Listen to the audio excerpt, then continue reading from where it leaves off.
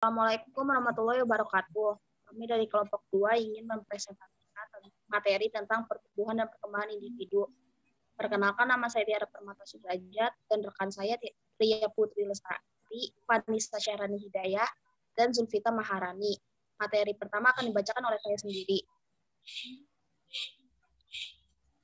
A. Faktor-faktor yang mempengaruhi pertumbuhan dan perkembangan individu.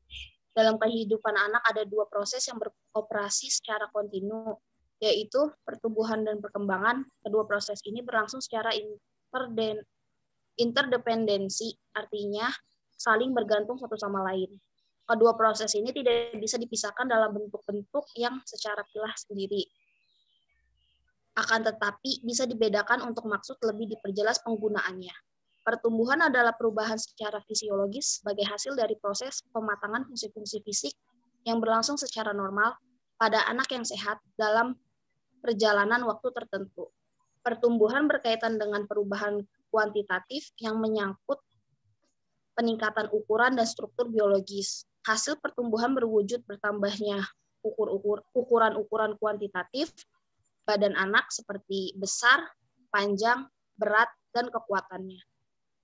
Makin sempurnanya sistem jaringan saraf dan perubahan-perubahan struktur jasmani lainnya, faktor-faktor yang mempengaruhi pertumbuhan yang kurang normal yaitu yang pertama ada faktor-faktor yang terjadi sebelum lahir seperti kekurangan nutrisi pada ibu dan janin terkena virus, keracunan sewaktu bayi, ada dalam kandungan, terkena infeksi oleh bakteri sipilis, terkena penyakit TBC, kolera, tifus, gondok, sakit gula, dan lain-lain. Next.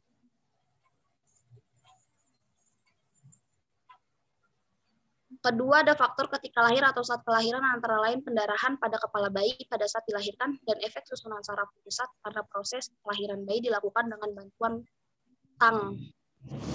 Dan yang ketiga, ada faktor yang dialami bayi sesudah lahir, antara lain pengalaman traumatik pada kepala bagian dalam terluka karena kepala bayi, atau janin terpukul dan gangguan berbagai jenis penyakit. Yang keempat, faktor psikologis antara lain karena bayi ditinggalkan ibu, ayah, atau kedua orang tuanya. Sebab lain ialah anak-anak dititipkan pada suatu lembaga seperti rumah sakit, rumah yatim piatu, yayasan perawatan bayi, dan lain-lain. Sehingga mereka kurang sekali mendapat perawatan jasmani dan cinta kasih orang tua. Anak-anak tersebut mengalami kehampaan, kering dari perasaan, sehingga mengakibatkan kelambatan pertumbuhan pada semua fungsi jasmania.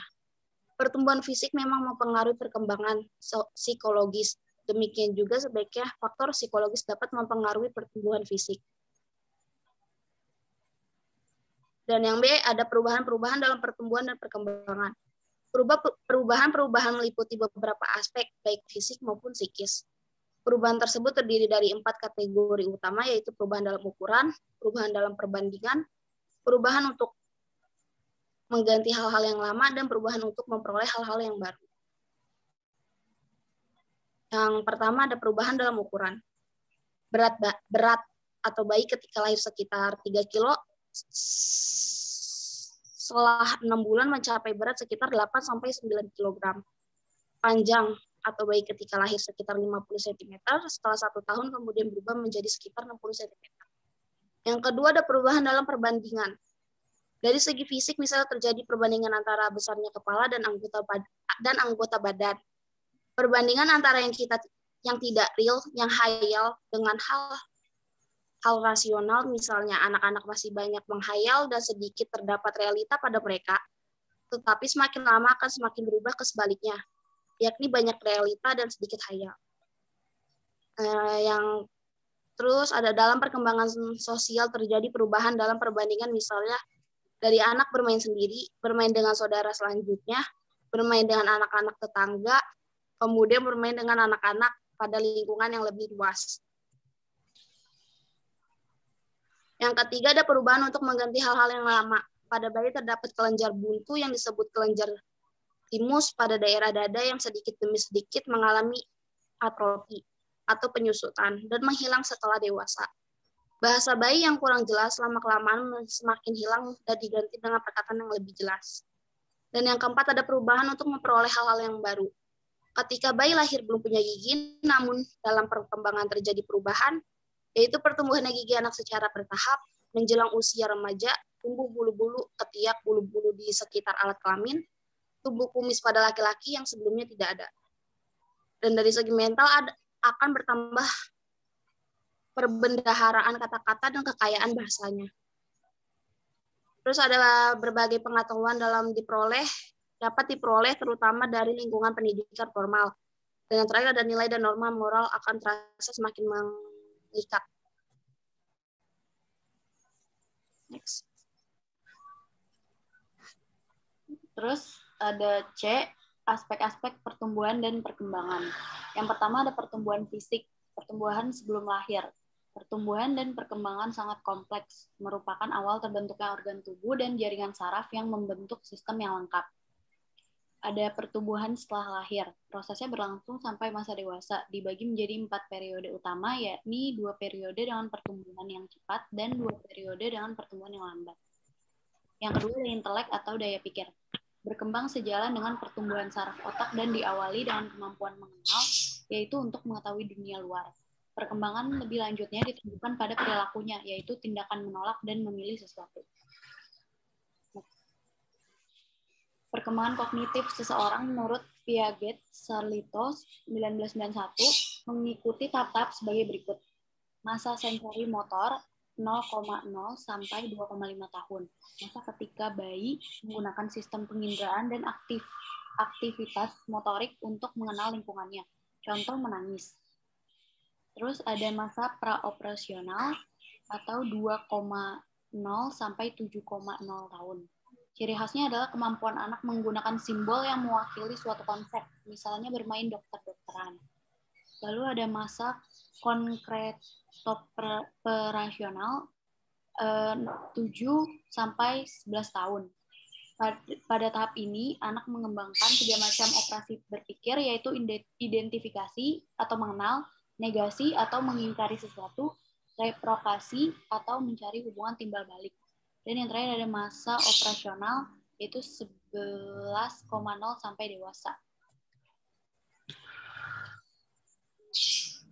Terus yang ketiga ada emosi, gejala perasaan yang disertai perubahan perilaku fisik seperti marah yang ditunjukkan dengan teriakan atau gembira yang ditunjukkan dengan tertawa.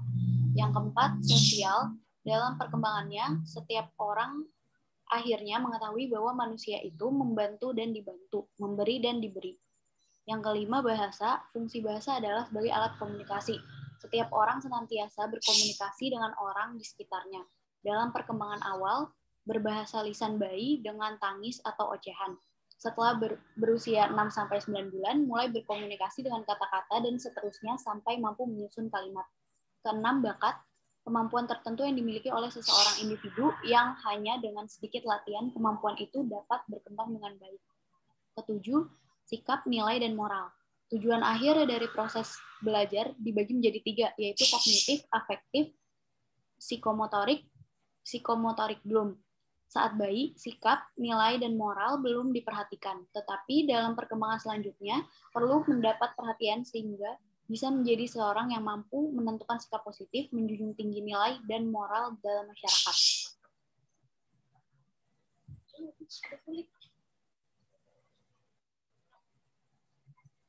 D. Hukum-hukum pertumbuhan dan perkembangan. 1. Hukum cephalocaudal. Hukum ini berlaku pada pertumbuhan fisik yang menyatakan bahwa pertumbuhan fisik organisme dimulai dari kepala ke arah kaki. Bagian-bagian pada kepala tumbuh terlebih dahulu daripada bagian-bagian lain. Yang kedua ada hukum prosimodistal. Menurut hukum ini, pertumbuhan fisik berpusat pada sumbu dan mengarah ke tepi. Alat-alat tubuh yang terdapat di pusat seperti jantung, hati, dan alat pencernaan lebih dahulu berfungsi daripada anggota tubuh yang ada di tepi. Yang ketiga, perkembangan terjadi dari umum ke khusus. Pada setiap aspek terjadi proses perkembangan yang dimulai dari hal-hal yang khusus. Anak lebih dahulu menggerakkan tubuhnya sebelum ia biasa menggunakan kedua tungkai untuk menyangga tubuhnya, melangkah kaki, dan berjalan. Anak lebih dulu mampu menggerakkan lengan atas, lengan bawah, dan tepuk tangan sebelum mampu menggerakkan jari-jari tangannya.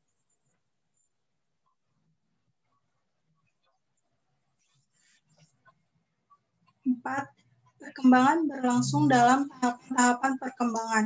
Dalam perkembangan terjadi tahapan yang terbagi-bagi ke dalam masa-masa perkembangan. Pada setiap masa perkembangan, terdapat ciri-ciri yang ada pada masa perkembangan lainnya. Ciri-ciri pada masa perkembangan sebelumnya ditampilkan juga, tetapi lebih dominan ciri-ciri pada masa perkembangan yang baru. Contoh penahapan dalam perkembangan manusia antara lain masa pralahir, masa jabang bayi, yaitu 0 sampai 2 minggu, masa bayi 2 minggu sampai 1 tahun, masa anak prasekolah 1 sampai 5 tahun, masa sekolah 6 sampai 12 tahun, masa remaja 13 sampai 21 tahun, masa remaja 21 sampai 65 tahun, dan masa tua 65 tahun ke atas. Yang kelima, hukum tempo dan ritme perkembangan. Cepat atau lambat, suatu perkembangan dinilai menjadi ciri yang menetap sepanjang hidupnya. Bila mana tidak ada hal-hal yang mempengaruhi proses perkembangan secara hebat, misalnya pengalaman kecelakaan dan terjadinya trauma-trauma fisik sehingga proses perkembangan menjadi terhambat dan terlambat. Ritme atau irama perkembangan akan semakin jelas tampak pada saat kematangan fungsi-fungsi. Pada masa ini terlihat adanya selingan di antara cepat dan lambatnya perkembangan, yang kurang lebih tetap atau konstan sifatnya. Inilah yang disebut sebagai irama perkembangan. Karakter pertumbuhan dan perkembangan remaja. Istilah asing yang menunjukkan makna remaja antara lain adalah pubertate, adolescentia, dan youth. Puberty dalam bahasa Inggris atau pubertate dalam bahasa Belanda berasal dari bahasa Latin. Pubertas yang berarti usia kedewasaan atau the age of manhood. Adolescentia berasal dari kata Latin adolescentis. Dengan adolescentia dimaksudkan masa muda. Adolescence menunjukkan masa yang tercepat antara usia 12 sampai 22 tahun dan mencakup seluruh perkembangan psikis yang terjadi pada masa tersebut. Memahami remaja dari berbagai sudut pandang. Remaja menurut hukum. Usia minimal untuk perkawinan disebutkan pada pasal 7 UU nomor 1 garis miring 1974 tentang perkawinan, 16 tahun untuk wanita dan 19 tahun untuk pria. Yang kedua, remaja ditinjau dari sudut perkembangan fisik. Remaja dikenal sebagai suatu tahap perkembangan fisik di mana alat-alat kelamin manusia mencapai kematangannya. Yang ketiga, batasan remaja menurut WHO. Remaja adalah suatu masa pertumbuhan dan perkembangan di mana individu berkembang dari saat pertama kali ia menunjukkan tanda-tanda seksual sekundernya sampai saat ia mencapai kematangan seksual. Yang B, individu mengalami perkembangan psikologi dan pola identifikasi dari kanak-kanak menjadi dewasa. Terjadi peralihan dari ketergantungan sosial ekonomi yang penuh kepada keadaan yang relatif lebih mandiri. Dari Multman dikutip oleh Sarlito 1991-9. Ditinjau dari faktor sosial psikologis. Adanya proses perubahan dari kondisi entropi atau kesadaran manusia masih belum tersusun rapi menuju negatif entropi atau negentropi atau isi kesadaran tersusun dengan baik.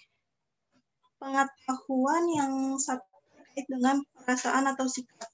Yang kelima, menurut masyarakat Indonesia dilihat dari kriteria fisik yaitu umur 11 tahun dan kriteria sosial dari adat dan agama, ego identity atau penyempurnaan perkembangan jiwa. Umur 24 tahun sudah dianggap batas maksimal untuk bergantung pada orang lain dan status perkawinan.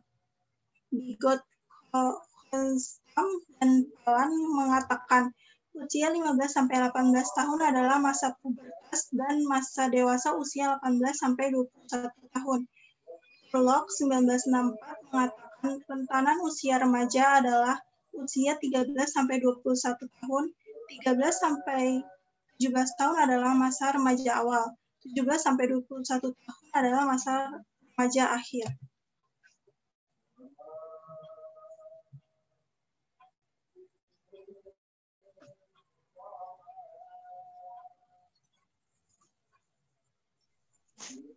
Kemudian ada hal-hal yang sering terlihat pada remaja. Yang pertama, kegelisahan karena keinginan yang tidak terpenuhi atau faktor lain. Kemudian yang kedua, pertentangan, biasanya perselisihan antara si anak dengan orang tua yang pendapatnya tidak sama. Kemudian yang ketiga, mencoba berbagai hal, rasa ingin tahu yang kuat. Yang keempat, keinginan menjelajahi ke alam sekitar yang lebih luas atau observasi yang bisa diarahkan pada hal-hal positif. Yang kelima, menghayati dan berfantasi. Yang keenam, aktivitas berkelompok. Next.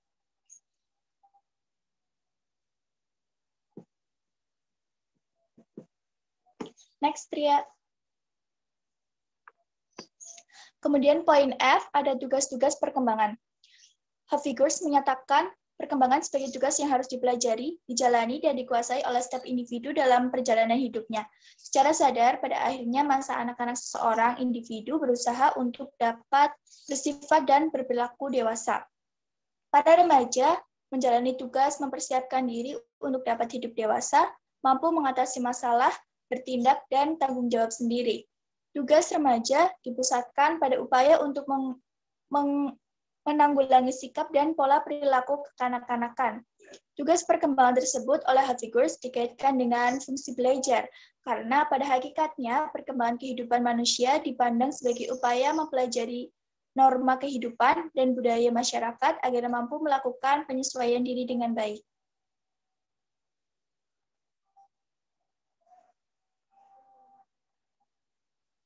Haviggers mengemukakan 10 jenis tugas perkembangan remaja, yaitu yang pertama, mencapai hubungan dengan lawan jenis secara lebih memuaskan. Kemudian yang kedua, mencapai perasaan seks dewasa yang diterima secara sosial. Yang ketiga, menerima keadaan badannya dan menggunakannya secara efektif. Yang keempat, mencapai kebebasan emosional dari orang dewasa. Yang kelima, mencapai kebebasan ekonomi. Yang keenam, memilih dan menyiapkan pekerjaan. Yang ketujuh, menyiapkan perkawinan dan kehidupan berkeluarga. Yang kedelapan, mengembangkan keterampilan dan konsep intelektual yang perlu bagi warga yang kompeten. Kemudian yang ke-9, menginginkan dan mencapai tingkah laku yang bertanggung jawab. Dan yang ke-10, menggapai suatu perangkat nilai yang digunakan sebagai pedoman tingkah laku.